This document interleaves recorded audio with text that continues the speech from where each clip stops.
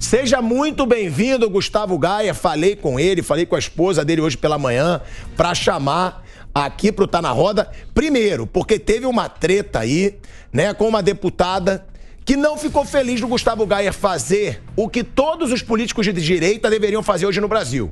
Expor votos de pessoas que foram eleitas por conservadores que estão votando totalmente contra os princípios conservadores, né? Como o aumento dos ministérios agora do governo Lula. E o Gaia, primeiro, Gaia, eu quero te perguntar sobre essa situação do Maduro, já agradecendo aí a nossa audiência, inclusive o Zanin. Seja muito bem-vindo à nossa audiência. Agora, aqui a gente tem personalidade, aqui cada um vai falar o que pensa, não interessa quem assiste, quem não assiste, são opiniões divergentes e é por isso que o Tá na Roda é tão legal. Agora, Gaia, sobre essa situação do Maduro, já a gente vai falar aí, sobre essa treta que deu sua com uma deputada aí de Goiás. Como é que é pra você? Como deputado, eu vi seu vídeo, eu te assisto constantemente, expondo, né, essa vergonha. Parece que o Brasil perdeu a vergonha na cara, né, Gaia? Completamente. Primeiro, eu quero agradecer o convite para participar do programa hoje, Thiago, a toda a bancada que está aí participando desse debate nesse domingo e, como sempre, falando assuntos de extrema relevância agora para o nosso país. Então, vamos lá. Em relação ao Maduro, nós estamos falando de uma campanha que foi feita com o nome de resgate à democracia, com o nome do resgate ao Estado Democrático de Direito, pelo menos foi isso que a grande imprensa divulgou enfaticamente. Fomos proibidos, inclusive, né? Tivemos postagens das nossas redes sociais derrubadas e temos os nossos nomes em inquéritos no STF, no TSE, por termos afirmado que o Lula tinha uma grande amizade com ditadores da América Latina, como Daniel Ortega, como Maduro. Não só isso também, né, como era apoiado por um grupo terrorista internacionalmente conhecido, que é o Hamas, que inclusive publicou uma nota oficial no site desse grupo terrorista dizendo que apoiava o Lula e depois o parabenizou após o resultado da sua vitória nas urnas. Então, eu acho que fica meio que complicado para essas pessoas, para essa imprensa tradicional do Brasil, explicar o fato de que agora nós somos um país que recebeu um ditador sanguinário condenado nos Estados Unidos, condenado por todos os países da ONU, e aí vem a pior parte, condenado inclusive por outros países que são dominados pela esquerda. Por quê? Porque o tamanho das atrocidades, o quão sanguinário ele é, a quantidade de denúncias de tortura, de perseguição, de assassinato que acontece na Venezuela, é algo tão assustador que nem mesmo o Gabriel Boric, do Chile, teve a coragem de passar pano. E nós estamos falando de um comunista, tá? Que é o presidente do Chile, que inclusive está destruindo o seu país economicamente. Mas nem mesmo ele teve a cara de pau de passar pano para isso. A não ser parte da nossa imprensa e, obviamente, aqueles que apoiam esse governo, né? Mas nós estamos falando de um narcotraficante, que são duas coisas. Nós temos aqui um ditador, que é um cara que persegue, manda matar, tem denúncias de tortura, de estupro, inclusive.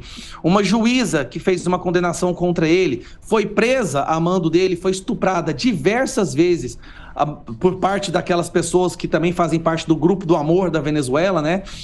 Então nós temos uma situação extremamente embaraçosa, numa sequência de situações embaraçosas que o Brasil vem passando. As declarações do Lula durante as suas viagens, que agora o Lula passa mais tempo fora do Brasil do que aqui dentro, né? Fazendo declarações absurdas em relação à guerra na Rússia e na Ucrânia, onde o Brasil virou chacota internacional. Depois onde ele fala da soberania da China, deixando a entender que a China pode sim invadir Taiwan, país independente democrático, mais uma vez passando vergonha. Depois ele vai em Hiroshima e faz aquela alusão à bomba atômica em Hiroshima como se fosse uma coisa casual, assim, nos enche de vergonha. Mas lembrando, né, boa parte dessa plataforma que colocou esse criminoso na presidência também dizia que durante o governo Bolsonaro o Brasil se tornou um páreo no mundo, não havia diálogo com outros países do mundo. Bom, entre não haver diálogo e ter um presidente nos envergonhando internacionalmente, eu prefiro o primeiro. Agora, antes de falar com o Gaia aí sobre essa situação que deu, vou jogar um debate aqui. Eu falei sobre essa hipocrisia de grande parte da mídia, que a gente viu, inclusive o Felipe Neto. O Felipe Neto eu gosto até de falar o nome, né? O Felipe Neto é bom a gente falar o nome, porque ele se pronunciou exterior, falou que é um absurdo o Lula receber um ditador no Brasil. Vi também um bando de comentarista político. Um bando. Não preciso falar nome de emissora aqui, porque aqui na Jovem Pan não gosta. No meu canal eu falo e que se dane. Mas aqui, não. Mas de uma grande emissora que fizeram palanque eleitoral pro Lula, fizeram campanha política pro Lula e que aí falam, não, o Lula não pode dar forças para ter o Maduro no Brasil. Sou só eu que acho que todos eles já tinham certeza que isso aconteceria. É muita hipocrisia eles criticarem agora, sabendo que o Lula sempre foi aliado do Chaves, sempre foi aliado do Maduro e que o Lula sempre financiou. A gente falou aqui. Ele deve 6 bilhões, a Venezuela deve 6 bilhões de reais ao Brasil, que nunca vai pagar. Quando que isso foi dado para a Venezuela? Não foi no governo Bolsonaro, foi nos governos Lula e Dilma. É uma hipocrisia que a gente vê da imprensa hoje querendo criticar depois de ter feito palanque para esse governo. É uma hipocrisia e, na realidade, o que a gente fala aqui de neutralidade das relações internacionais, que o Brasil sempre foi reconhecido por isso, que é muito bom, ela não existe mais. Essa situação da Venezuela nos mostrou, mas desde a primeira visita dele lá na Argentina, ele conseguiu elogiar a economia da Argentina.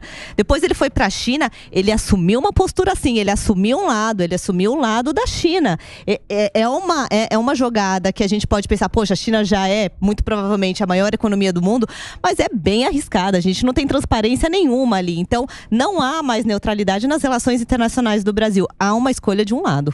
Vocês concordam? Eu queria dizer, ô Kobayashi, qual que é o interesse para o Brasil, para o povo brasileiro, em trazer um ditador narcotraficante aqui pro Brasil?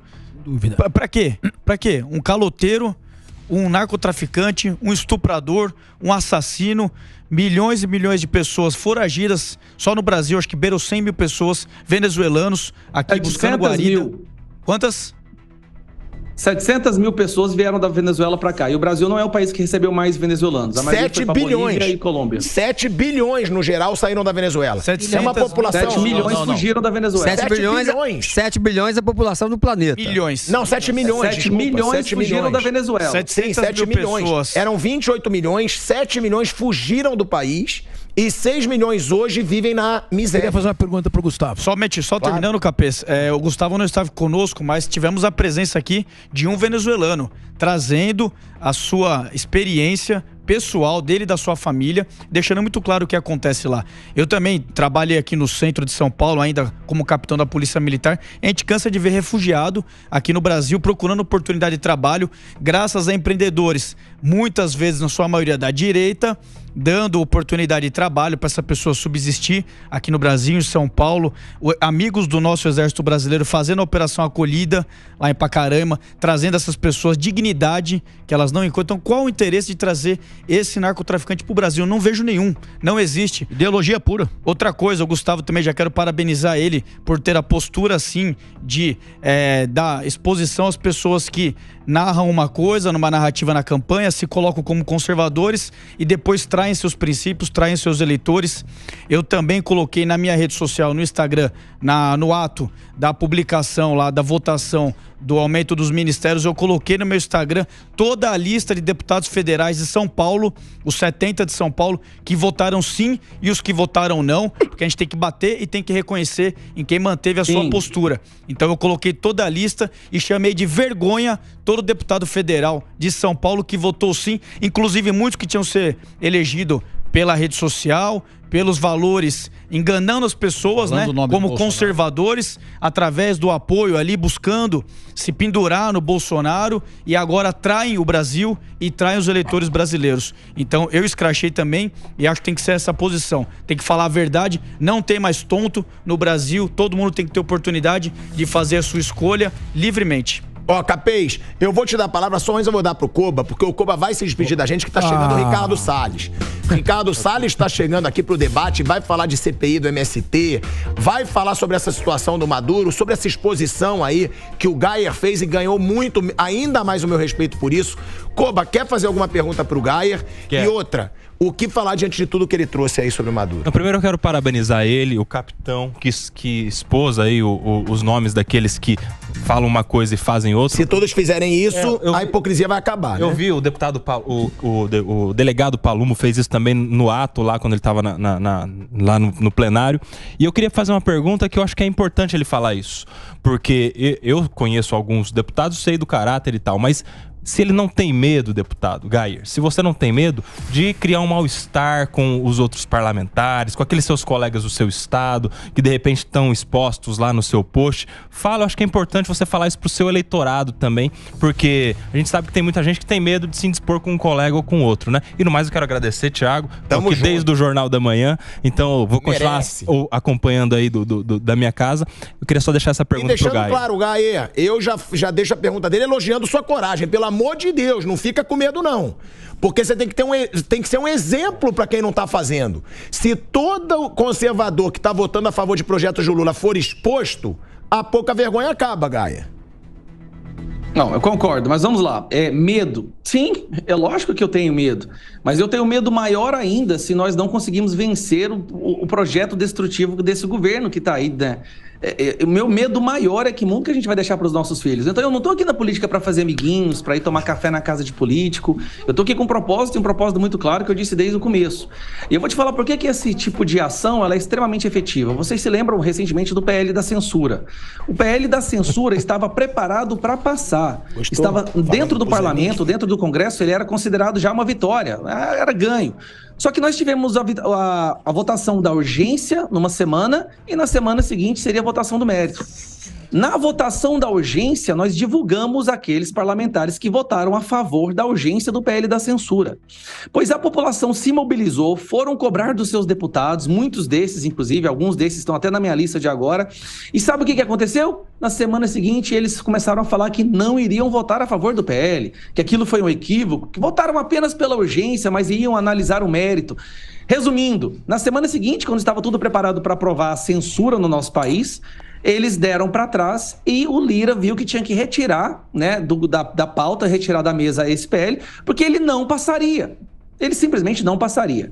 Ali ficou claro, a única força que nós temos agora, porque o judiciário está comprado, os líderes de partidos, boa parte deles já estão no bolso do Lula, principalmente agora com esses 17 ministérios que foram criados, né? E a única força que nós temos agora é a mobilização popular, ou nas ruas ou nas redes sociais, porque isso sim afeta lá o parlamentar. Então o que eu fiz, o que eu vou fazer, pode vir com o ataque que quiser. Nós vamos divulgar os deputados que votarem a favor dos projetos que nós sabemos que são destrutivos ou que existem única e exclusivamente para colocar cargo ou emenda no bolso de parlamentares, presidentes de partidos ou líderes de partidários. Nós vamos divulgar. Isso vai causar que vai ter ataque para cima de mim, como já está tendo? Vai ter. Mas eu prefiro 1000 vezes saber que eu fui para a briga pela próxima geração, pelos nossos filhos, do que para fazer amizades com algum deputado do meu estado. Ô Gayer, eu vou te perguntar sobre essa treta, né? Deu uma treta com a deputada Silvier, essa é a verdade. A deputada do União Brasil, que estava entre os nomes que você revelou. O que você fez? Eu vou repetir aqui. Se todos os deputados e senadores de direita fizerem o que fez Gustavo Gayer, as coisas vão mudar. Porque o político, ele vive de quê? De voto. Se esses deputados e senadores que foram eleitos pelos votos de conservadores e votaram a favor de projetos do Lula forem expostos, eles não vão fazer de novo. Porque eles sabem que eles vão perder votos. E foi por isso que a deputada, que inclusive foi chamada pela nossa produção, é bom deixar claro, a gente dá voz para todo mundo. Por enquanto, ela não quis participar. Agora, se quiser, seja bem-vinda. Agora, ela te atacou. Em seguida, fez ataques pessoais, que você até expôs nas suas redes sociais. Eu queria que você falasse sobre essa situação. Primeiro, te dando os parabéns. Se todos tivessem sua coragem, não ia ter tanta hipocrisia na política hoje em dia por parte de quem foi eleito por conservador e está votando para fortalecer o governo Lula. E reforçando o que você disse, o aumento do número de ministérios, já vou perguntar para o Salles, que chegou também, ele vira moeda de troca do governo Lula. Para que o Lula quer mais ministério? Ele não quer para defender os direitos do Brasil, na minha opinião. Ele quer para poder converter voto. Se você votar no meu projeto, você vai ser ministro. Algum aliado seu vai ser ministro. Ele vai ter aí muito mais coisas para oferecer. O cara que já pagou 1 bilhão e 700 milhões de reais em um dia para ter voto pro aumento dos ministérios, agora ele vai ter vários ministérios para fazer uma farra na Câmara dos Deputados e no Senado, né, Gaia? Primeiro, eu acho que é interessante as pessoas entenderem a gravidade dessa aprovação da medida provisória 1154 dos ministérios. Isso aí, basicamente, é a conclusão da compra, é assinar o contrato de compra e venda. Quando você dá 17 ministérios, você está dando centenas, milhares de cargos para que o Lula possa negociar e dessa forma ter articulação e controle no Congresso. É assim que ele vai conseguir passar os projetos dele. Projetos que nós sabemos que o Brasil, a maioria do povo brasileiro é contra. Só que agora nós temos uma parcela gigantesca dentro do Congresso que vai acabando sendo obrigada a votar favoráveis porque o seu partido pegou o ministério. Por exemplo, União Brasil. União Brasil, que era visto como partido de centro-direita. Por que ele tem 3 ministérios? 3 ministérios dados a um partido que, obviamente, pelo espectro ideológico, deveria ser um partido de oposição. Estão comprando os partidos, estão comprando parlamentares. E aquilo que eu disse no meu discurso no dia da votação. Nós descobrimos agora com essa votação quem tem etiqueta e quem tem preço. Quem tem valor e quem tem preço. Infelizmente, muitos demonstraram que tem uma etiqueta de preço, né, amarrada na nuca. Então, assim, eu fiz um post, um card, Thiago, foi um card só com o nome. Esses são os deputados que se renderam e votaram junto com o Lula. Eu não fiz nenhuma agressão, eu não fiz nenhum juízo de valor, coloquei o nome dos deputados que votaram a favor dessa medida provisória dos ministérios com as imagens deles. Apenas isso. E a legenda era, grave esses nomes. Não fiz nenhum ataque, absolutamente nada. E tem mais. Os votos são públicos. Qualquer pessoa que quiser ir lá no Infoleg, no Câmara dos Deputados, ou até mesmo da parte da imprensa, vai saber em quem que os deputados votou. O problema é que as minhas redes sociais têm um alcance muito grande. Muitas pessoas viram ali, escancarado, quem tinha votado a favor do Lula, mas se lembraram que durante a campanha essas pessoas se colocaram contra o PT. Então elas começaram a fazer certas perguntas e foram nas redes sociais desses deputados procurando respostas. Ao invés de terem respostas, um argumento, uma explicação do porquê que essas pessoas votaram num projeto que dá extrema força e musculatura para o governo Lula, uma dessas deputadas decidiu ir nas redes sociais e me atacar. E pegar, aí foi a parte mais triste, Thiago, assim, aí quando eu vi que realmente a política, ela consegue resgatar, parece que tem de pior na pessoa. Eu, quando eu tinha 19 anos, trabalhando como professor numa cidade do interior aqui de Goiás, estava voltando de uma festa que eu não tinha entrado, diga-se de passagem, e eu tive um acidente de carro. Um ônibus bateu na porta do meu carro capotou, e 3 pessoas que estavam comigo dentro do carro morreram. Inclusive, uma delas, o meu melhor amigo que eu amava mais do que eu amava meus irmãos. Inclusive, o nome do meu filho, Gabriel Sander, é uma homenagem a ele. Meu irmão. E aí, essas pessoas morreram nesse acidente, que eu não estava bêbado, como ela disse no vídeo. Essa é a parte que mais me machucou, sabe?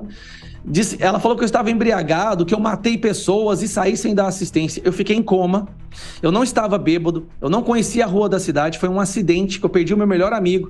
Eu fiquei 1 ano trancado dentro do meu quarto em depressão, cheguei a pesar 45 quilos, eu só pensava em tirar a minha vida, foi a pior coisa que aconteceu na minha vida. E ela teve a coragem de usar isso e ainda mentir, colocando que eu estava bêbado, que uma pessoa ficou paralítica, e ainda errou, falando que foram 2 pessoas que morreram, foram 3 pessoas que morreram, 3 pessoas que morreram. E eu tenho sequelas no meu corpo até hoje, eu tenho pedaços do para-brisa na minha mandíbula, costela quebrada, problema no meu pescoço, perdi o baço, quase morri. Isso tudo porque eu falei que ela tinha votado junto com o Lula. Essa é a política que o Brasil virou. Ô, Thiago, uma coisa interessante de falar, não sei se o Gustavo vai saber me informar, o problema não é só a criação dos 17 ministérios, né? O problema são os milhares de cargos que estão sendo criados que vão ser pagos com dinheiro público. Eu lembro que no governo, no final de 2019, o Temer já tinha extinto no governo dele praticamente 60 mil funções governamentais. Depois o Bolsonaro, em 2020, foram mais ou menos 40 mil. Ou seja, no no mínimo 100 mil cargos foram extintos nos últimos governos. E eu procurei na internet, pedi para minha assessoria procurar, inclusive, se sabia o número de cargos que estão sendo criados. Não está sendo criado cargo nenhum, vem aquela narrativa, né? Não está sendo criado cargo nenhum, né, Gayer? Vem, eles estão reaproveitando, é mentira, estão sendo criados milhares de cargos, cargos altíssimos, valores altíssimos. O Gayer é um deputado que tem se destacado lá pela sua postura, jovem deputado que tem enfrentado muitas vezes conosco lá à esquerda e tem se destacado muito nisso. Eu não sei, Gayer, se você tem esse número de exatamente o número de cargos que estão sendo criados, mas é um absurdo, cargos altíssimos, enquanto o povo teve R$18 de aumento no salário mínimo, né, Gayer? Eles criando cargos milionários para colocar quem? Os amigos, os companheiros venderem esses cargos para os políticos venderem também o seu voto na hora de votar. E foi que aconteceu isso. No dia eu fiz um vídeo também colocando lá a tela lá, o telão lá, o painel com o nome dos cargos e outros. Se tiver alguém suspeito, eu pedi para recolocar na minha rede social, nos stories, os nomes dos deputados aqui de São Paulo que votaram sim e não. Quem votou sim, lembra disso, né, Gaia? Votou a favor da criação dos ministérios. Quem votou não, votou contra esse absurdo. Então a realidade é essa, o povo tem o direito de saber e a nós cabe informar também. Parabéns, Gaia, pela sua postura e trabalho aí. Eu vou aqui Obrigado, coronel. Colocar na roda mesmo. Ricardo Salles. Eu vou embora.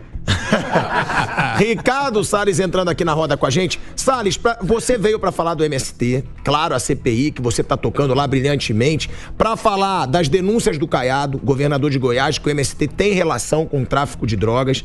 Mas antes, falando sobre essa situação do Gayer, você não acha que todos os políticos de direita têm que começar a fazer isso? Que sejam expostas essas pessoas? Porque você viu, diante da reação da deputada, o quanto eles ficam revoltados. Porque eles sabem, numa brincadeira dessa, eles perdem muitos votos. E o político vive de quê? De voto. Ou seja, ela pode não voltar, ela que foi a deputada com mais votos no estado de Goiás, pode não voltar a ser eleita por causa disso. Ou seja, que sejam expostas essas pessoas que são colocadas no poder por conservadores e estão apoiando o governo Lula. Foi o que o Gaia falou. Se você tem um aumento do número de ministérios, você tem mais coisas para o Lula oferecer em troca de apoio. Bom, a questão, Thiago, Gaia, abração aí.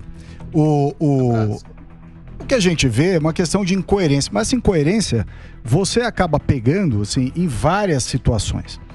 Não é só na votação, o Gaia falou bem, na votação da medida provisória que dizia respeito à estruturação do governo, que como o Telhada colocou, aumentou um número grande de ministérios e tudo mais, votou a favor, é porque está concordando com isso. Mas você tem vários outros casos, né? A própria MP, a outra lá, o do marco temporal.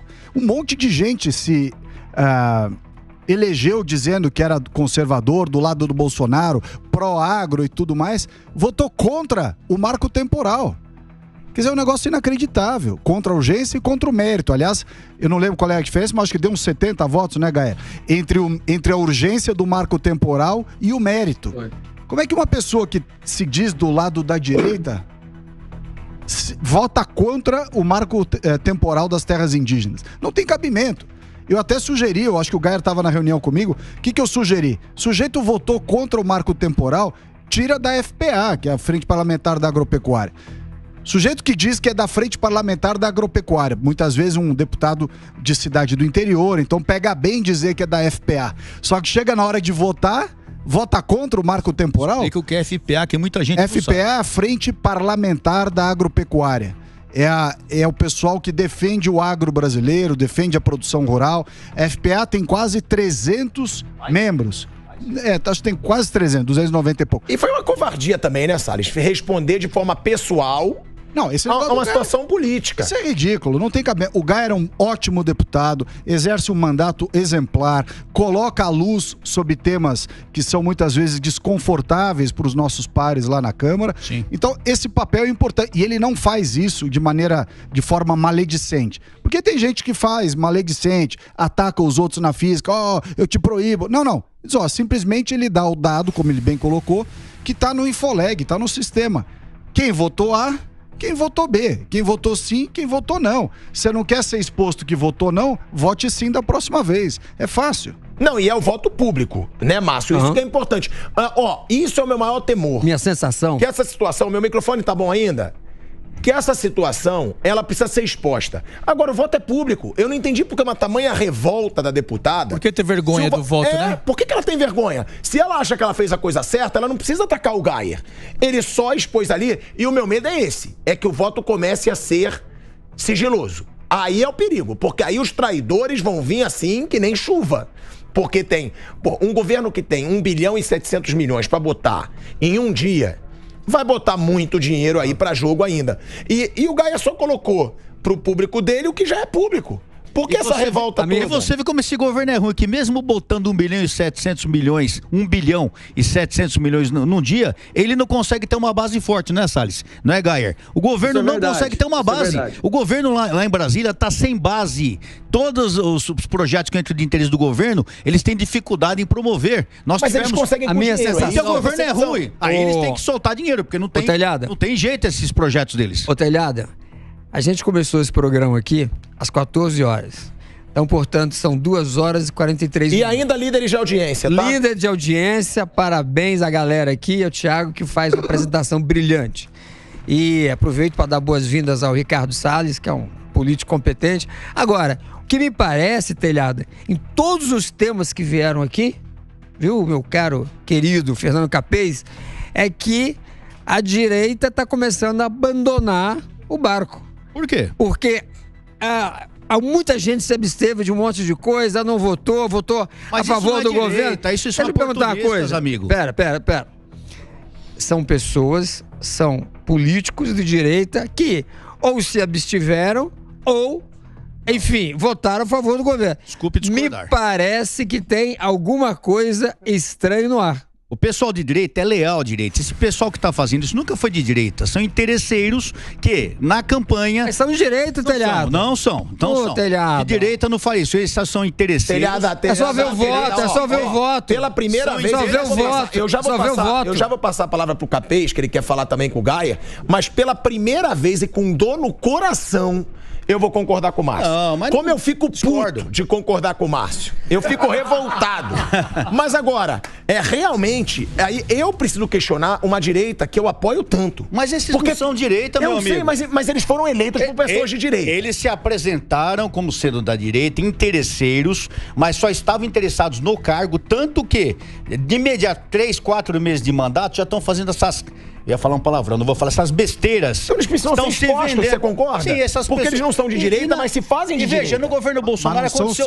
No governo Bolsonaro aconteceu a mesma coisa. Deputados que foram eleitos com quase 1 milhão e 800 mil votos, quase 2 milhões de votos, fizeram isso também. Traíram o governo, traíram os ideais. Então isso aí é do caráter da pessoa. Mas nisso, Márcio... São pessoas falsas. Mas nisso, Márcio, ele tem uma parcela de razão. Então, em quem o povo brasileiro está acreditando? Por isso, agora sim, você falou uma coisa interessante. O povo brasileiro, antes de votar, ele tem que conhecer a história do candidato. Vai lá, pesquisa quem é esse candidato, vê a vida dessa pessoa. Não, aparece um cara aí cantando que ele é de direita, que ele é salvador da pátria, e o pessoal embarca. Não, aí vai ver a vida dessa pessoa, você vê que essa pessoa sempre foi metida com coisa errada. Ela tá usando uma casca de momento oportuna para ser eleito, mas essa pessoa não pensa assim. Tanto não pensa que na primeira oportunidade votou a favor do governo que nós não concordamos, visando o quê? Visando lucro, visando cargos, visando benesses. Esse é o caráter, Gaia, do traidor. Ó, eu tô vendo que o Gaia quer falar. Capês, o Capês quer te fazer uma pergunta e eu vou fazer outra, tá? Sobre essa situação que o próprio Telhada falou. O próprio presidente do Senado, gente. O presidente do Senado, que hoje joga tanto a favor do governo Lula... E ele é de direita? Mas foi indicado pelo Bolsonaro. Você vê como a traição é forte. É isso que eu tô falando. Mas como é que o povo brasileiro ele pode confiar, então, numa direita que a gente vê cada vez mais nomes indo de encontro à direita? É difícil. Eu tô falando, como disse aqui minha mãe, que até me zoa com isso, como um cidadão. A história é um pouco diferente. A presidente do Senado, a história é diferente. Nós tínhamos, no início do primeiro mandato, 2019... nós tínhamos o Rodrigo Maia na Câmara, que, não no comecinho, mas logo em seguida, se desentendeu com o Bolsonaro e ficou contra o Bolsonaro, e aí nada passava na Câmara. E você tinha no Senado o Alcolumbre, que foi eleito presidente do Senado com apoio do governo, através de um apoio que foi articulado pelo Onyx Lorenzoni, tá? Que era do mesmo partido à época, foi, né, do mesmo partido do Alcolumbre e tal. Quando acabou o mandato do Alcolumbre e o governo precisava tomar uma posição, o que era lá? Era o Renan, no Senado, o Rodrigo Pacheco. O que aconteceu? Os generais que estavam em torno do Bolsonaro convenceram a apoiar o Alcolumbre. Não, o Alcolumbre não, perdão. Rodrigo Pacheco. Esse é nosso. Tanto que eu me lembro perfeitamente quando o Pacheco ganhou a eleição pro Senado, o general Ramos entrou na sala do Bolsonaro e falou assim: presidente, ganhamos, Pacheco foi eleito. Eu falei: ganhamos quem, cara pálida? O Pacheco não tem nada a ver com a gente. Não, que o Pacheco, super senador, vai nos ajudar. Passou 2 anos só metendo ferro no governo Bolsonaro. É isso, Capês, ó, eu tô aqui errado no celular. Legal. Ó, pode fazer a sua pergunta aí pro Gaia. E Gaia, te reforçando... a sua pergunta primeiro? Não, pode fazer aí, reforçando a pergunta que o Márcio levantou, que eu concordo. A direita tá mais fraca do que a gente imaginaria que ela estivesse nesse momento? Porque eu escutei de muita gente, ó, calma que o Lula ganhou, mas ele não vai ter força no Congresso. E não é isso que eu tô vendo. Nisso eu preciso concordar um pouco com o Márcio. Diz, Capês. Não, eu acho que a direita não tá tão fraca assim, porque o Lula tá tendo muita dificuldade na Câmara dos Deputados. Mas tá ganhando. Eu não digo no Senado Federal. Não, são 7 meses de governo, o governo não sai do lugar. Então, sob esse aspecto, acho que até a oposição dele está mais ou menos bem articulada. É sobre isso que eu queria falar com o Gaia. Primeiro, dizer o seguinte: é importante deputados como ele, que são autênticos. Você pode concordar ou discordar, mas ele é autêntico, ele tem a mesma posição, ele tem a coerência, e não existe democracia sem que haja uma anteposição de ideias. Sob esse aspecto, ele tem que ser apoiado. Ele não cometeu crime nenhum em fazer a relação dos deputados que votaram. Como ele disse, os votos são públicos. Agora, ele foi vítima de um crime. Então, eu acho que ele deve fazer como fez aqui o Ricardo Salles. Como ele foi atacado, vítima de uma calúnia, ele tem que fazer uma representação no Conselho de Ética, deixar a deputada pendurada. Porque ela não pode reagir desta maneira a uma crítica objetiva. E ela falou que ela que entraria no Conselho de Ética. Eu vi o vídeo dela. Pode entrar ela pode entrar porque ele não cometeu nenhuma ação absolutamente antiética ou ilegal. É brincadeira. Mas a pergunta que eu queria fazer é a seguinte: você não acha que a oposição está entrando muito no jogo da base aliada? Quando você assiste reuniões das comissões permanentes, o ministro Flávio Dino teve na Comissão de Justiça, na Comissão de Segurança Pública, aquilo virou um verdadeiro circo. Depois eu vi uma sessão em que o Ronaldo Caiado, na CPI, que foi solicitada pelo Ricardo Salles, prestar depoimentos importantes do ponto de vista objetivo, e os deputados ali da base aliada fazendo ataques pessoais para tentar desestabilizar ou desconcentrar ou tirar a pessoa do trilho do seu depoimento. Está se fazendo algum tipo de estratégia para evitar esse tipo de reação e se concentrar, sobretudo, nos fatos? Você falou agora do Maduro. A oposição já procurou informações sobre um possível alerta vermelho, sobre em que consiste a investigação da Procuradoria do Ministério Público dos Estados Unidos, apurando o envolvimento do Maduro com as Farc e, consequentemente, do tráfico internacional de drogas. Vocês estão buscando esse tipo de ação? E como evitar, orientar os deputados que têm menos idade, menos experiência, para não entrar nesse jogo de provocação que a gente está vendo, que transforma num circo e impede a apuração dos fatos? Então, vamos lá. Primeiro eu quero falar sobre a questão da direita hoje no Congresso, né? Se a grande pergunta, a direita está mais forte ou não está mais forte?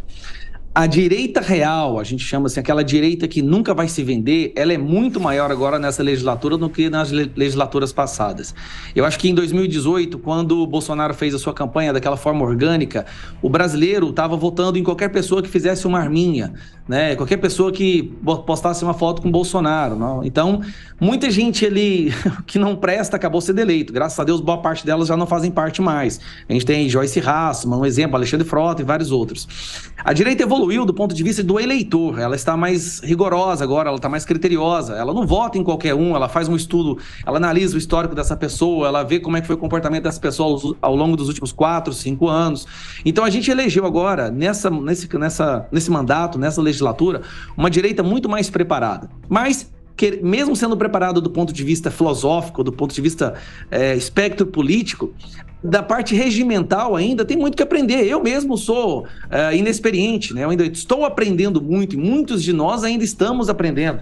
E isso vai levar alguns meses. Eu te digo assim, é com grande orgulho que eu falo que esse grupo da qual eu faço parte, que o Ricardo Salles faz parte, é um grupo que é humilde, está tentando aprender sempre e está apresentando um excelente trabalho. Nós estamos travando um governo que está tentando comprar o Congresso.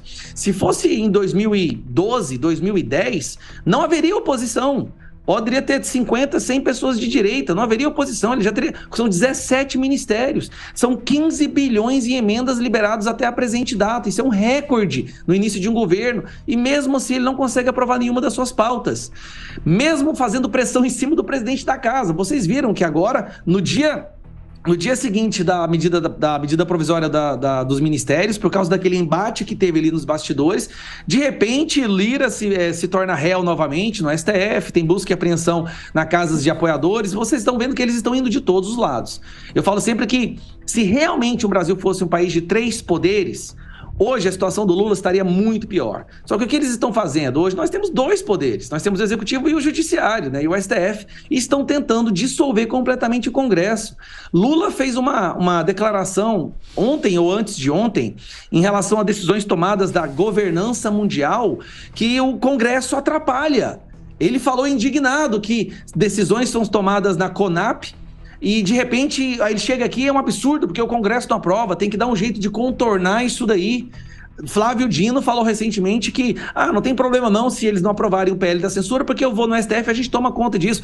Fez um tweet falando que se a medida provisória da reestruturação do governo não fosse aprovada, tem problema também não, porque a gente resolve isso lá na Suprema Corte. Ou seja, o Congresso já está sendo destruído, no sentido literal, não em narrativas falaciosas da imprensa.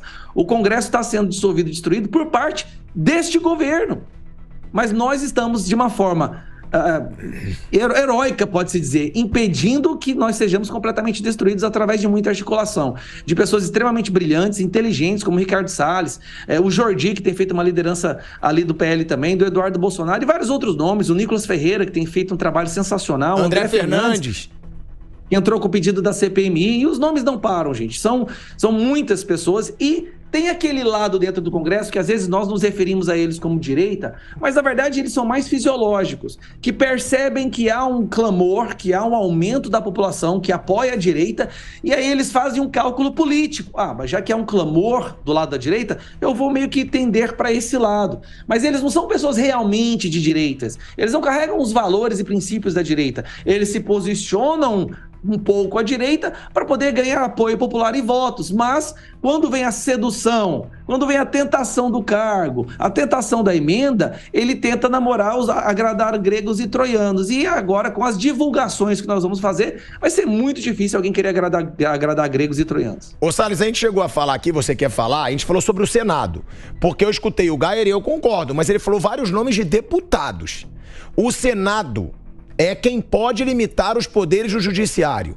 Aí eu te pergunto, tem esse tanto de nome também firme de direita no Senado? Sinceridade. Não tem. Tanto não tem que a gente viu na eleição para a presidência do Senado agora. O Rogério Marinho teve, não sei se o Gayer tem o número exato ou se o 32 votos, não foi? Acho que foi 39. Não, menos. Foi 31 para 32. 32 votos. 32 votos pro Rogério Marinho e todos os outros votos pro lado de lá. Então você vê que não é bem assim. E mesmo nesses 32 votos, dependendo do assunto, esse número cai. Então, nós ainda não temos. Daqui a 4 anos, né, daqui a 3 anos, na verdade, quando houver renovação de mais 2/3 do Senado, vai ser muito importante que em todo o território nacional haja uma campanha muito clara para ver quem são os senadores verdadeiramente de direita. Porque essa fraude aí que o Gayer está dizendo está acontecendo nesse exato momento aqui na cidade de São Paulo. Nós temos uma disputa pela prefeitura no próximo ano, e eu digo isso com tranquilidade, porque entrei nesse assunto aí nos últimos 40, 50 dias, todo santo dia. Nós temos um prefeito que não apoiou o Bolsonaro, que é do MDB, cujo partido tem ministério no governo do Lula.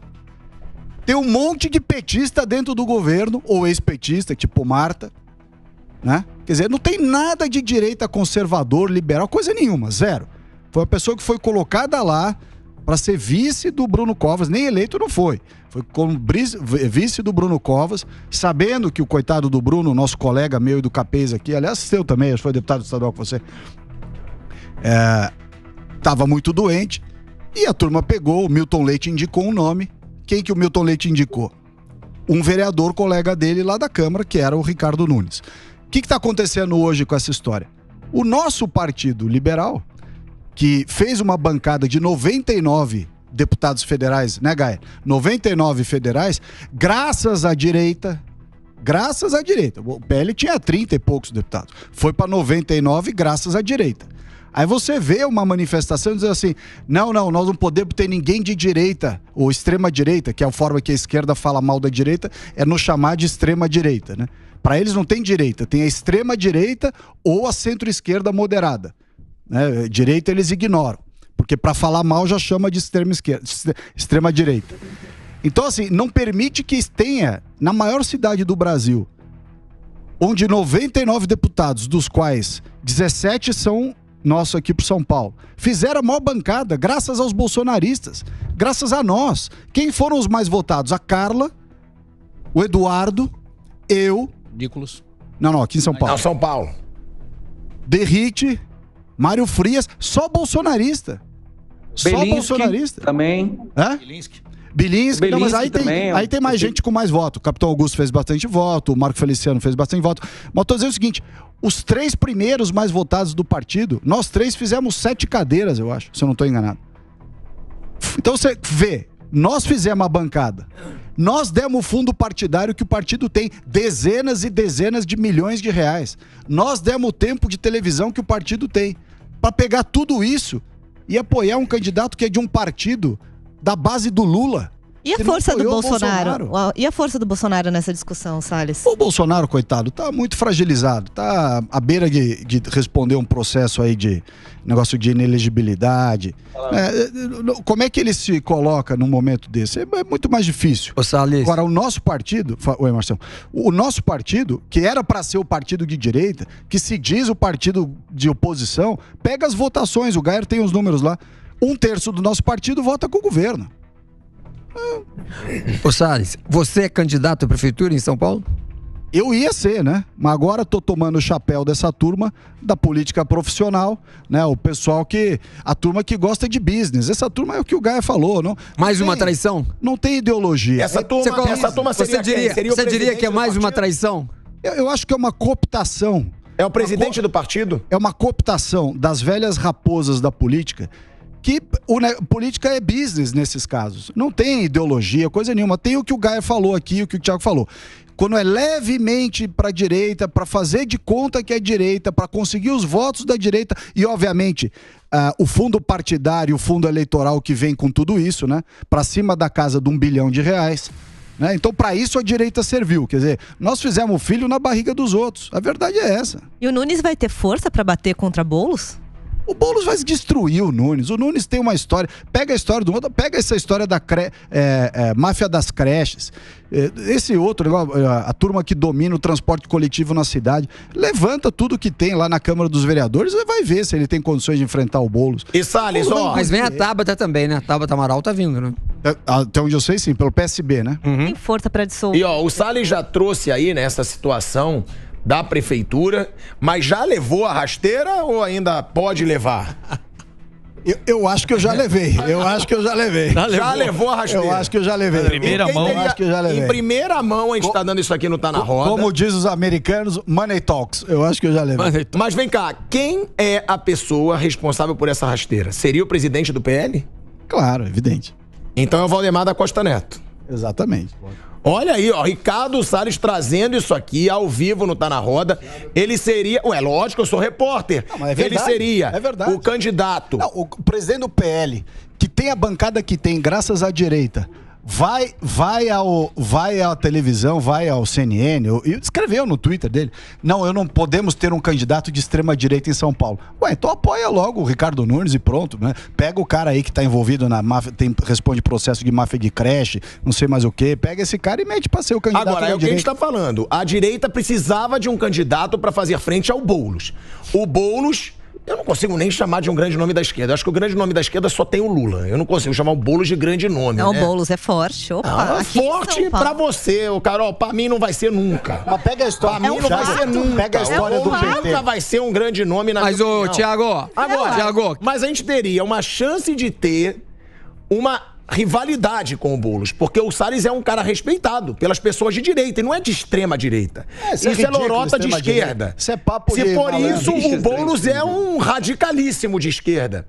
E você tá deixando claro que não vai ser mais candidato por causa do presidente do PL, do Valdemar Costa Neto, que fez muito nome em cima do Bolsonaro e do que o PL se tornou com a entrada do Bolsonaro. Exatamente, não tem essa história. O PL é do tamanho que é, graças ao bolsonarismo e os deputados do Bolsonaro. Eu fiz 640 mil votos. Aí como é que a pessoa fala, não, você não pode ser candidato porque você é extrema-direita. Ué, extrema-direita?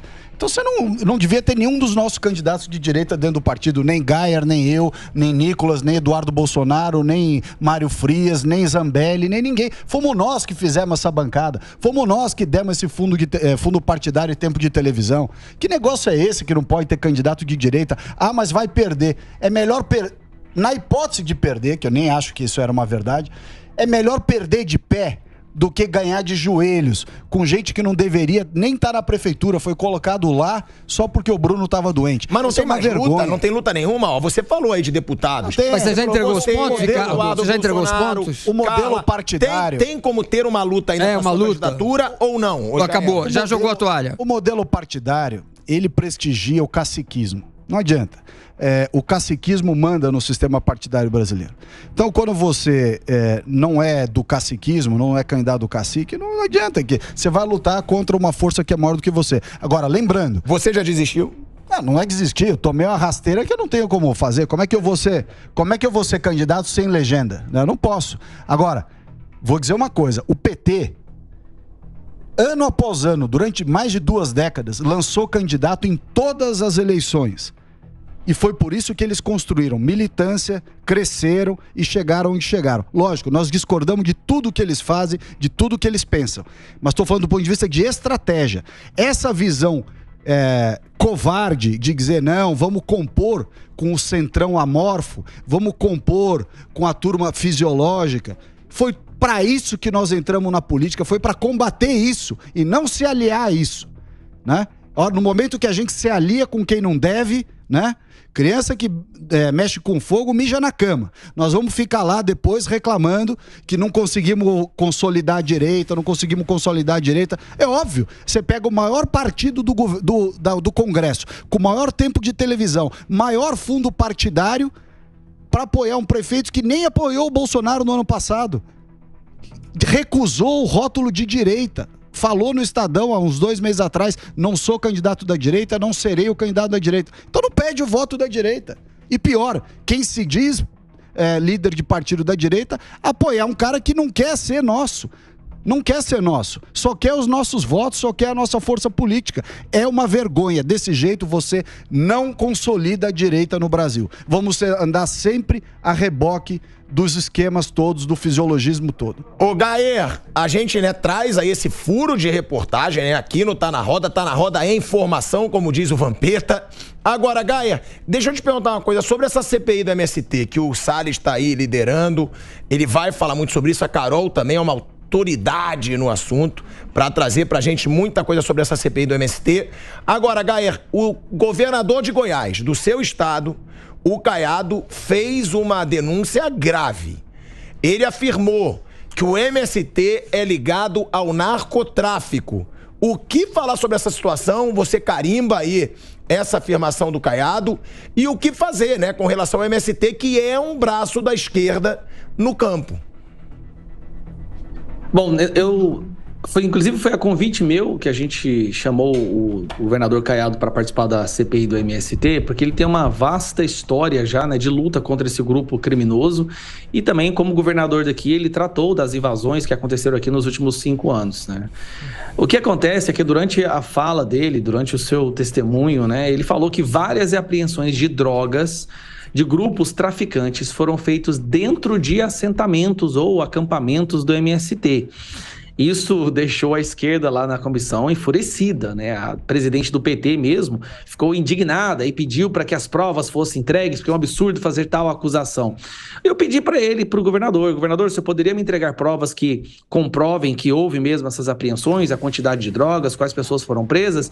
Ele falou que sim e vai me dar esses BOs, esses relatórios, todas as informações necessárias que vão provar que dentro de acampamentos, assentamentos do MST, há sim o tráfico de drogas, inclusive por ser uma área que é uma espécie de governo paralelo, onde a polícia não pode entrar, a segurança pública não pode entrar, vários outros tipos de crimes, de organizações criminosas, vêm ali como o território perfeito para poder trabalhar sem serem importunadas por aqueles que executam a lei, né, como os policiais. Então ele vai me entregar essas provas, eu acredito que é essa semana, e assim que ele me entregar, eu vou entregar essas provas ao relator da CPI, que é o nosso querido Ricardo Salles, também para o presidente Coronel Zucco, para que as medidas sejam tomadas e nós vamos deliberar sobre isso, se chamamos as pessoas que foram presas, né, se vamos atrás, seguir essa linha de investigação, porque o que está ficando claro, Thiago, isso nós tivemos apenas 3 ou 4 sessões, o Ricardo pode me corrigir, o buraco é muito mais embaixo. Os crimes cometidos por esse grupo são muito mais perversos, são aberrações muito piores do que a meras e simples invasão da propriedade privada.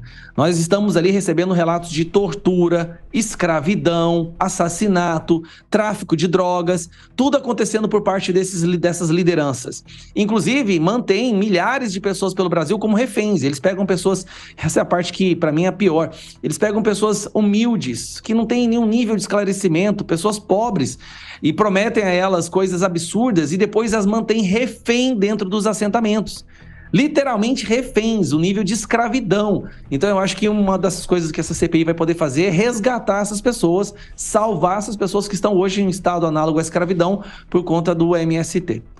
Ô Gayer, queria fazer uma pergunta para você e aproveitar também o Ricardo Salles aqui presente. E também o Telhada, claro. Salles que foi o responsável pela CPI. Sim, foi quem pediu a abertura da CPI. Mas o Gayer também está aqui para aproveitar todos. O Manual Básico de Investigação de Organização Criminosa manda seguir o dinheiro. Ou seja, vocês já têm algum tipo de dado de quem financia o MST? Como é que esses assentamentos, esses deslocamentos, as pessoas que lá se encontram, os que apoiam, são financiados? Por quem são financiados? Uma estratégia de quebra de sigilo fiscal, sigilo bancário, sigilo telefônico para fazer... Ou seja, o encaminhamento de uma investigação técnica, que a CPI não vire um circo de holofotes com depoimentos e bate-bocas, mas uma investigação profissional.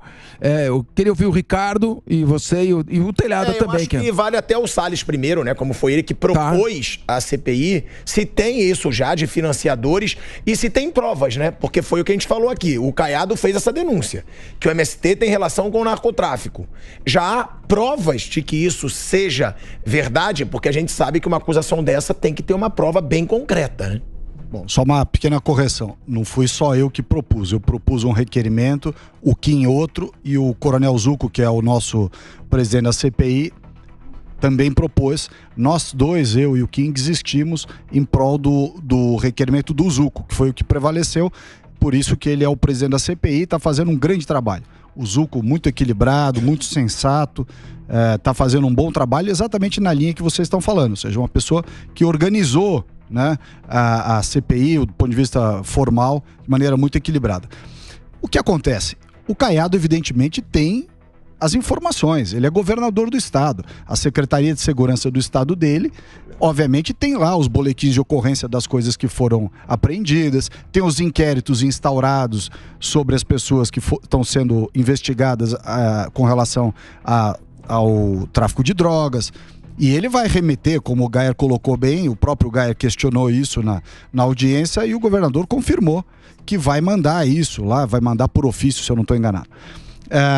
Então, agora, é uma coisa impressionante. Quando você vê, Telhada, os depoimentos dos dois ex-MST, Rafael, que eram integrantes do movimento, contando que eles eram extorquidos, que eles eram coagidos, que eles tinham que trabalhar na lojinha do acampamento à força assim, sem ter chance de dizer que não podia, tinham que trabalhar na portaria do acampamento sem poder dizer não, que eles tinham que dar dinheiro ou alimento para os líderes do acampamento. Contaram até um fato, a gente vai dar risada, mas não é engraçado. O cara conta, a gente dava frango e comida. Um belo dia o líder do acampamento chegou para ele e falou, chega de dar frango, eu só quero carne, vocês já deram frango demais aqui para nós. Isso é uma coisa triste, um casal muito simples.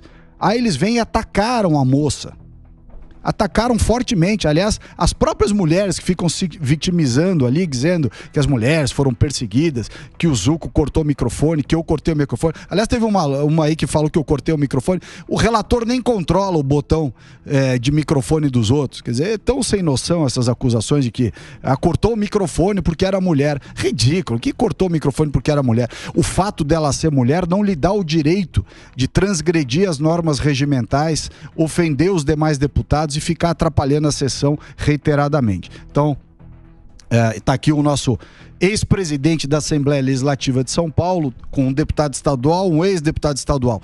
Pode ficar atrapalhando só porque... Claro, isso inclusive está me impressionando muito. Durante o depoimento do Caiado, seguidas interrupções de deputados que não tinham a palavra, que não lhe foi dada a palavra, falavam fora do microfone, interrompendo. Isso é algazarra, isso não é CPI. Então, o presidente da CPI precisa também ser firme, precisa ser mais firme. Vamos falar português, que ele tem que ser mais firme. Já estão batendo nele, ele sendo assim. Foram lá na PGR fazer, lá no Ministério Público Eleitoral, sei lá onde, fazer reclamação contra ele. Isso faz não fez nada, então, é um absurdo. Mas faz parte, ele tem que garantir, ele tem que garantir a palavra de quem está falando, cortar a palavra, silenciar o microfone e determinar que saia da sala, inclusive, deputado. Está no regimento interno. Inclusive, investigação sobre isso, sobre violência de gênero. Ridículo, imagina. Absurdo. O cara não fez nada. Mas quando chega nesse ponto, Telhado, sabe o que você quer falar?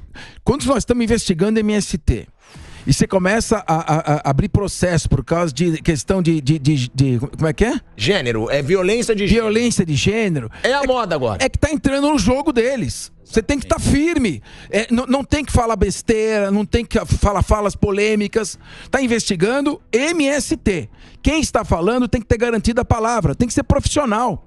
Então, esse tipo de situação é que acaba atrapalhando a condução de uma CPI. E quando a repórter não tem que leva discutir violência, gênero numa CPI do MST. Quando uma repórter leva violência, há silêncio, né? É engraçado. Então, mas uma deputada da direita é encoxada dentro da... Silêncio. Eu sei, Carol Telhada, mas o que eu estou dizendo é o seguinte: CPI do MST, essa é uma investigação importante, que pode trazer à luz crimes que estão aí debaixo, no subterrâneo desse movimento. Você não vai apurar a existência desse crime com bate-boca de violência de gênero.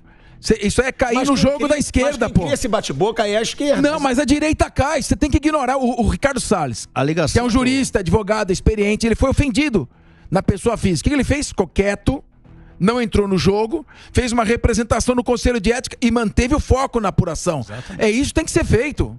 Os outros têm que ter esse profissionalismo. Você acha que não tem que entrar no barulho da esquerda? Eu acho que falta experiência jurídica também, experiência política, experiência para as pessoas que estão lá. Agora, então, os mais experientes têm que conversar com os menos experientes. Essa ligação do crime organizado a esses movimentos não é novidade pra ninguém isso aí. Se a gente abrir a internet aqui agora e colocar Marcos Valério, é só ver de quem ele fala da ligação de um partido altamente criminoso aqui em São Paulo com um partido político. Isso é público e notório. Essa ligação desse partido político junto às Farc também e junto a esse outro partido, é só abrir a internet. Então quem fala não é eu, não é você, quem fala é o próprio indivíduo, que é o tesoureiro desse partido. Então isso é público e notório. A CPI com certeza vai comprovar o que todos nós já sabemos. E mais nada é feito, porque quando você leva isso avante no judiciário, o judiciário se cala também, cabeça. Esse é o problema. Telhada, aí volta a se falar no aparelhamento. Você concorda comigo que a questão não é falar? Não é falar. Mas tá CPI não é para falar. CPI é para colher prova. Investigar. Colher prova como se fosse um inquérito. Exatamente. E encaminhar ao Ministério Público. Então é preciso que haja foco. Eu já vi, por exemplo, depoimentos, convite de ministros na Comissão de Justiça, por exemplo, que virou uma coisa ridícula, chupetinha, não sei o que. Isso depõe contra o Congresso Nacional. Aquilo não é circo. E uma CPI também não é circo. É uma investigação que tem que ser tocada profissionalmente. O presidente tem que conduzir para que não haja interrupções e discussões que não tem nada a ver com o objeto da investigação. Eu vou chamar aqui o Cris para chamar o Gayer, né? Porque eu vou fazer uma pergunta pro Gayer e vou fazer também pra Carol, porque eu costumo ser até radical demais e falar que o MST para mim é um movimento criminoso, né? Não é um movimento social, é um movimento criminoso. O Pavinato já listou aqui 15 crimes cometidos pelo MST. 15 crimes cometidos pelo MST. Agora, uma outra acusação. E a gente viu que esse governo doou mais de R$1 milhão para a feirinha do MST. Que coisa linda, feira do MST. R$1 milhão e atacando o agro. Eu quero fazer a pergunta. É grande o otimismo? Quando a gente fala da CPMI do dia 8 de janeiro, eu perco muitas esperanças quando eu vejo quem está liderando. É uma vergonha a esquerda estar liderando uma CPMI que ela foi tão contrária a essa CPMI. Mas dessa vez, a gente tem uma liderança na CPI do MST da oposição, né? O próprio Salles disse, o Zucco. Dá pra gente ter otimismo de que todas as verdades vão aparecer sobre o MST, Gayer e Carol? E a esposa do Gayer entrou em contato aqui com a gente, que tem pessoas falando no chat que ele estava bêbado. Então, é o esclarecimento, ele tem provas de que ele não estava bêbado nesse acidente que ele trouxe aqui à tona, comprovadamente. Então, claro, a gente sabe que chat, eu costumo dizer, tem um bando de valente na internet, é o frouxo da rua. Tem um bando de valente da internet que não tem cara, vai ficar falando o que quiser, mas então tá aqui o esclarecimento. Ele tem provas de que ele não estava bêbado nesse acidente, como disse a deputada Silvier. Gaia responde, depois eu queria também escutar a Carol sobre essa situação da CPMI, da CPI do MST. Vamos lá, eu acho que eles focaram tanto, eles estavam com tanto medo da questão da CPMI do 8 de janeiro e se focaram tanto em articular para ocuparem o máximo das cadeiras dessa comissão, que não prestaram atenção que, paralelamente, uma CPI estava sendo formada que poderia ter o mesmo grau danoso na esquerda e no PT. Porque a CPI do MST agora, nós vamos mostrar o caminho que está sendo seguido, as provas e as evidências e os testemunhos, não é nada que está sendo direcionado para esse sentido, mas de acordo com os testemunhos e as provas que nós estamos recebendo, vai mostrar que o PT tem um braço na facção criminosa de MST, PCC e vários outros. Olha só, o MST é um grupo criminoso, é uma facção criminosa. É como se eu colocasse o M antes do PCC e começasse a dizer por aí que fosse um movimento social, né? O movimento do primeiro comando da capital, ou o movimento do comando vermelho, o movimento do sem drogas, o movimento do sem dinheiro, e por isso eles estão roubando. Nós vamos provar, e vai ter bastante prova para poder corroborar isso que eu estou dizendo, que é um grupo extremamente perigoso, que já cometeram vários tipos de crimes, e isso vai ficar comprovado. E vai ficar comprovado também que o PT é um dos organizadores e tem um braço lá dentro. Eu fiz um comentário na minha primeira fala nessa CPMI, justamente preocupado com a questão da CPMI, da CPI, né? Da CPMI, que temos centenas de pessoas inocentes que ainda estão presas, que no dia 12 de fevereiro de 2014, o MST tentou invadir o STF com facas, machados, foices na mão. Eles só não invadiram. Isso foi numa quarta-feira, enquanto havia uma sessão, ou seja, os ministros do STF estavam lá dentro. Poderiam ter sido assassinados se a polícia não tivesse impedido o MST de invadir. E aí vem um fato curioso que a imprensa não divulgou muito na época. Quem financiou aquelas pessoas para estarem em Brasília naquele dia foi o governo Dilma, o governo do PT. O PT financiou o MST para estar ali na Praça dos Três Poderes e tentar invadir o STF com facas na mão. Aí, para piorar, no dia seguinte, Thiago, essas mesmas pessoas que tentaram invadir o STF estavam no Palácio da Alvorada, recebidos por Dilma, onde ela dava um tapinha nas costas deles e os agradecia por estarem lutando pela democracia. Esse grupo, financiado pelo PT, que tentou invadir o STF, estava no dia seguinte recebendo o agradecimento, a gratidão da Dilma Rousseff, presidente do PT. Por isso eu coloquei um dos meus requerimentos, eu espero aí que nós possamos passar e apreciá-los, é que a Dilma seja convocada no MST, na CPI do MST, e explique o porquê que ela financiou uma tentativa de invasão do STF que poderia levar ao assassinato dos ministros da Suprema Corte, e no dia seguinte estava recebendo esses criminosos em sua casa. Mas ela tá na China treinando inglês dela, Gaia. Não vai dar pra chamar ela. Tá Vai dar, China. não, mas eu queria Não, mas vem muito cá, se ela for convocada, ela é obrigada a vir de onde ela estiver. Ela pode estar na Lua. Mas se ela for convocada, ela tem que se pronunciar, não? Ela não tem que prestar depoimento? Eu acho que tem, se for convocada, sim. Sim, se for convocada, sim, e é uma denúncia bem grave, né, Carol? É uma denúncia que a Dilma financiou, a Dilma elogiou. Então, que ela explique essa situação. Exatamente. O Marcinho já tá ali, eu vou querer escutar ele sobre isso. Olha a carinha dele lá. Não, e tem mais denúncias ainda. Eu gostaria de dar um depoimento pessoal aqui, que minhas amigas produtoras rurais, quando começou essa história, assim que o ano virou e Lula falou declaradamente das invasões de terra, elas simplesmente as que moravam dentro das fazendas, Salles, elas saíram das fazendas por medo, por terror. As que não saíram mandaram seus filhos para estudar na cidade, por medo de terem suas fazendas invadidas, porque estavam sendo criados assentamentos ali perto da terra delas. Isso é um absurdo. O tanto de vídeo que eu recebi dessas escolas do MST, que tanto falam bem que é um programa social, mas na realidade são crianças que estão sendo abusadas para servirem de milícia, de crianças gritando essa terra é nossa, e a Secretaria de Educação dos municípios mais simples, eles não conseguem entrar lá porque tem toda uma questão política, é assustador. Então tem uma série de crimes que estão um atrás do outro. E mais um ponto o Salles também sabe dessa história das escolas.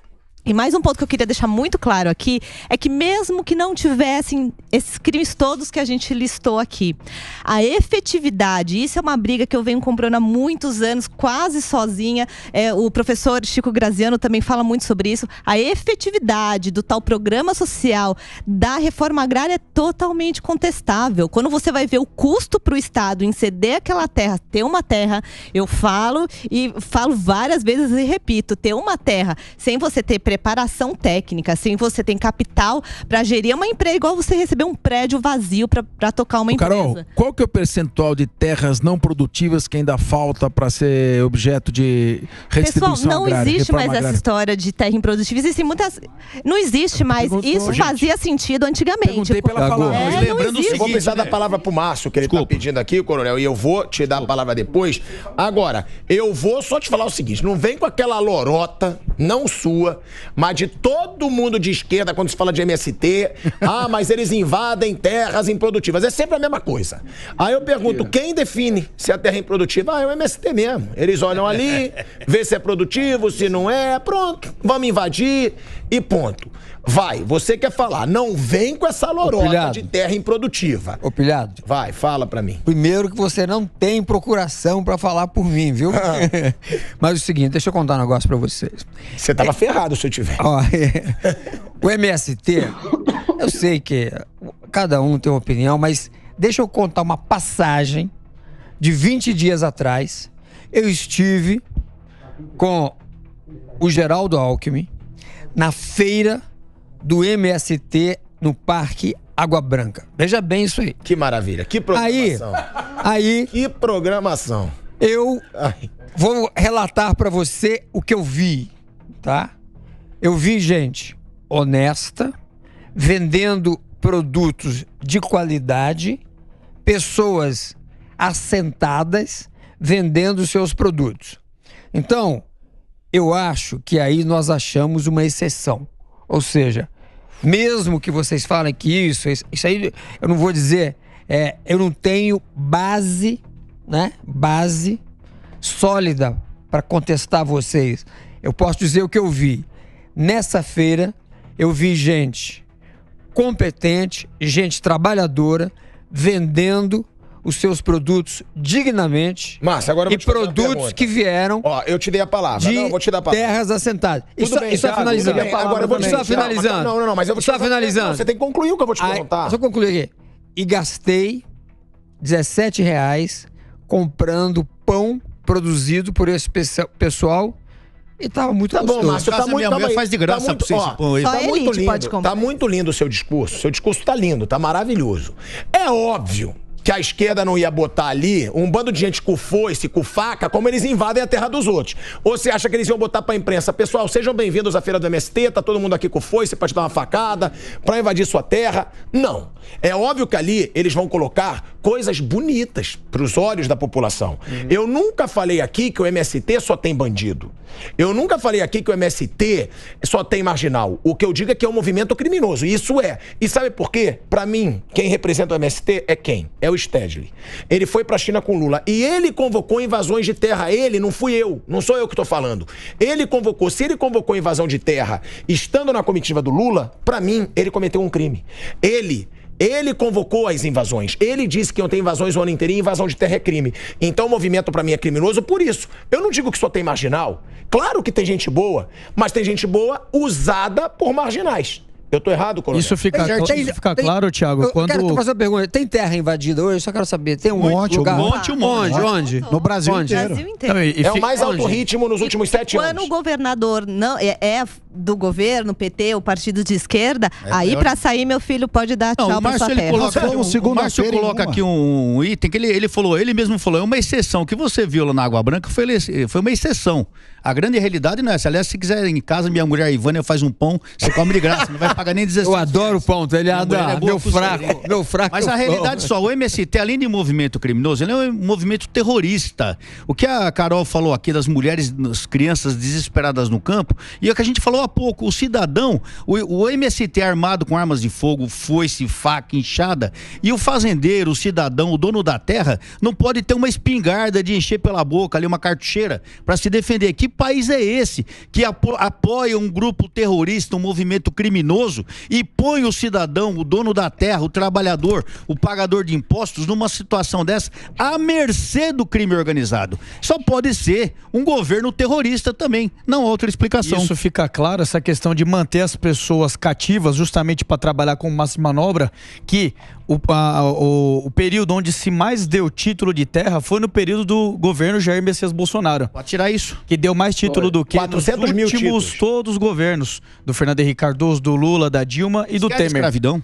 Ó, a Lívia tá com o meu celular. Manda aí pro Felipe a fotinho que o Salles mandou da escolinha. Acampamento que nós fomos segunda-feira. Da escolinha da invasão que nós fomos. A escolinha deles lá na invasão que a gente foi. É assustador. Lá em Rosana, município de Rosana, aqui no estado de São Paulo. Pontal do Paranapanema. A gente foi lá, pegamos uma fazenda, fomos numa fazenda, que eles estão invadidos lá há mais de um ano. Destruir, não tem uma plantação de nada. Meia dúzia de abóbora, 2 pés de mandioca. Aí você chega no... Pra levar na feira. Não, eles buscam na feira. E põe lá pra dizer que foram eles que fizeram. Aí você chega lá, os caras... lá que eles estão vendendo camiseta, né? As camisetas, R$25 cada camiseta.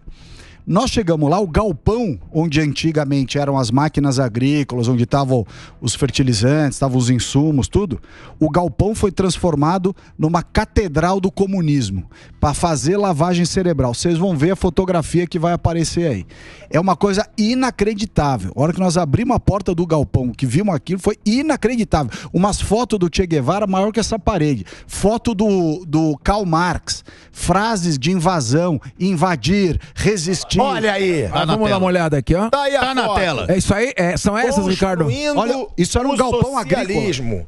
Vamos ler aqui, né? Vê se isso tem a ver com produção agrícola. Não tem nada a ver. Olha aqui. Isso é lavagem cerebral. Sonha e serás livre pura, né? de Che Guevara é aquele que matava homossexual, não é? Luta e serás livre na vida. O homem nasceu para ser livre. Acampamento Nelson Mandela. Você tem de tudo escrito aí. E isso aí é o movimento. Olha o Lenin ali no canto da foto esquerda ali. Olha o Lenin. Karl Marx, Lenin. Lenin, Che Guevara, Karl Marx. Vai me dizer que isso aí é negócio de plantar... Brasil zero, né? Nada. Isso aí é lavagem cerebral. Isso aí é arregimentação de força política. Isso é criminoso, Salles. Isso é um absurdo. Isso aí era um galpão agrícola. E não me venha falar em assentamento o do Sul. Tá tentando me falar a mensagem, tá? Eu acho que você tá no ponto errado aí. Tenta ligar aqui. Agora foi. E não me venha falar de assentamento do Só um Sul. minuto pra eu ler o que tá escrito ali. A teoria sem a prática de nada vale. Essa é uma das outras aí, sem a prática de nada vale a outra plaquinha. Prática de quê, né? Prática criminosa nesse caso. No caso do Che Guevara, que prática que seria?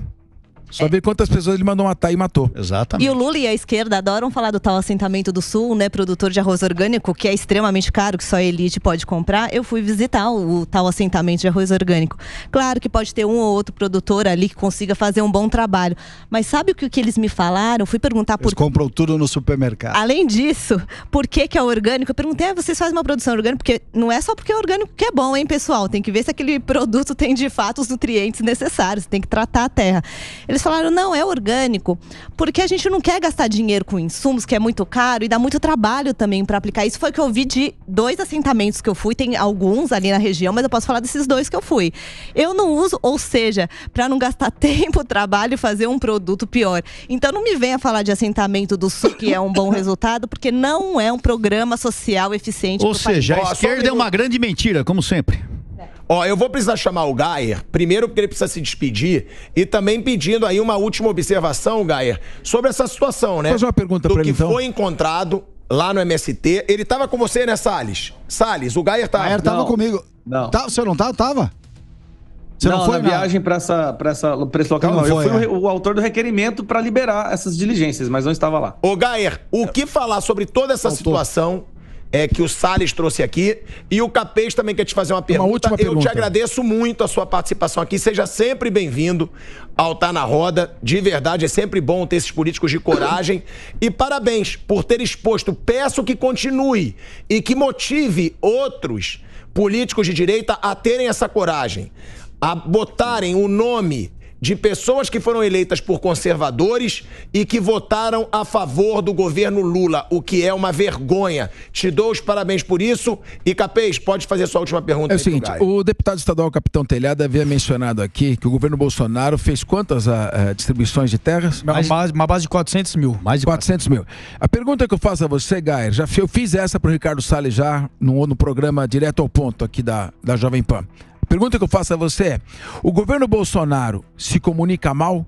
Ele não consegue divulgar as coisas que ele faz e a versão acaba prevalecendo sobre a verdade? Você faz um meia-culpa? O governo faz um meia-culpa disso? O governo Bolsonaro adotou como medida constante aquela questão de não colocar mais dinheiro no bolso das grandes empresas, das tradicionais empresas da imprensa, né? E isso fez com que os trabalhos dele, as ações, as benfeitorias, não fossem divulgadas. Para você ter uma ideia, nesses primeiros meses do governo Lula foi gasto 13 vezes mais em divulgação com o governo, em gasto com divulgação, do que o governo Bolsonaro gastou quase que durante todos os seus 4 anos. Porque quando o governo é ruim, ele precisa vender a mentira. E a mentira custa caro, né? Ele está colocando muito dinheiro na mão da extrema imprensa. Talvez o Bolsonaro pudesse ter achado um meio termo, diminuir consideravelmente o valor que era gasto com divulgação pela imprensa tradicional, mas não a quase zero, né? O mínimo possível, como ele fez, o que acabou fazendo com que a imprensa não só não divulgasse o seu trabalho, mas se tornasse quase um dos principais adversários por estarem passando por aquela crise de sobrevivência, né? A abstinência do dinheiro público. Talvez poderia ter encontrado o meio termo ali, algo que talvez ele aprendeu mais pro final do mandato, quando algumas alterações foram feitas, mas talvez aí a imprensa, a Globo, o pessoal já estava completamente dominado por aquele distúrbio do ódio ao Bolsonaro que não tinha mais como voltar. Mas a comunicação talvez poderia ter sido feita de uma forma mais efetiva. Isso eu não posso discordar, afinal de contas, é um governo que mais entregou num período de apenas 4 anos, e boa parte do Brasil não sabe. Aumentou a questão de investimento internacional, diminuiu o desemprego, né, ao mesmo número de 2013, a criminalidade baixando 30%, 430 mil títulos de terra sendo dados para os assentados do MST, inclusive um dos ódios que o MST tem do Bolsonaro é justamente porque ele deu essa liberdade, essa dignidade a essas pessoas que estavam no estado de reféns, né, de escravidão dentro dos assentamentos. Então tudo isso que foi feito realmente não foi amplamente divulgado. Talvez no próximo mandato dele, que vai começar ou 2026 ou antes mesmo, isso será feito de maneira mais assertiva. E para poder me despedir aqui, agradecer pelo convite de poder participar desse programa, que tem uma audiência gigantesca, né? Inclusive vence aí dos grandes dinossauros da televisão que estão aí há décadas, mas um programa que traz pessoas brilhantes, pessoas esclarecidas, que estão dispostas a dizer a verdade, acaba tendo mais audiência mesmo, porque as pessoas hoje estão cansadas da mentira, estão cansadas da desinformação. Enquanto a minha aqui em Goiás, podem contar comigo no sentido de estar sempre expondo a forma que as pessoas estão votando, porque isso é transparência política. Eu não estou fazendo nada como se fosse um ataque a qualquer parlamentar. Eu vi agora o maior jornal de Goiás dizendo que a bancada de Goiás se voltou contra mim. Bom, eu acho que ao invés de se voltar contra mim, eles poderiam apenas votar corretamente, né? Votar com o povo, ao invés de se voltar contra mim. Porque eu vou continuar divulgando toda e qualquer pessoa que votar a favor desse governo criminoso, de um cara que deveria estar na prisão, só não está porque foi colocado lá e todo mundo sabe que isso é verdade. Em relação às acusações que estão sendo feitas contra mim, é porque o meu trabalho aqui tem dado um efeito muito grande. A gente percebeu, né, que várias pessoas já estão voltando atrás em alguns votos. Eu tenho uma plataforma que eu divulguei agora que é contra a doutrinação dos nossos filhos nas escolas. Isso tem feito com que a esquerda aqui e a imprensa goiana se levantasse contra mim soltando essas mentiras e que eu já esclareci. Eu não estava bêbado. Em 2019, eu não estava bêbado. Foi um acidente onde pessoas que estavam dentro do... Desculpa, eu tinha 19 anos.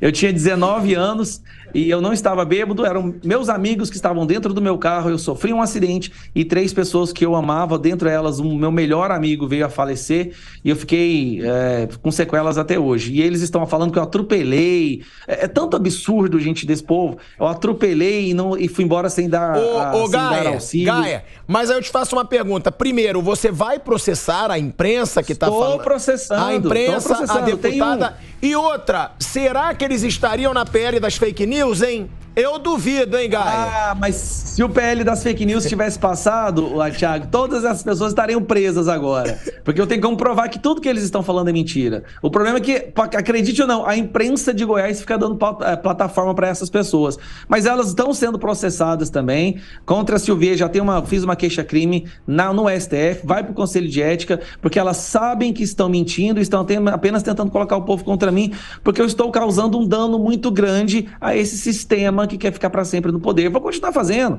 E olha, para terminar, tem 3 opiniões que me importam completamente. É minha esposa, meu filho e minha filha. Essas pessoas podem falar o que elas quiserem sobre mim. Eu vou fazer o que eu fiz o compromisso para as pessoas que me elegeram. Eu vou lutar contra a esquerda, eu vou lutar contra essas pessoas que estão entregando o Brasil para a esquerda. Esse é o meu trabalho. Obrigado pelo convite, pessoal. Valeu, meu amigo. Muito obrigado. Seja sempre bem-vindo, Gaia.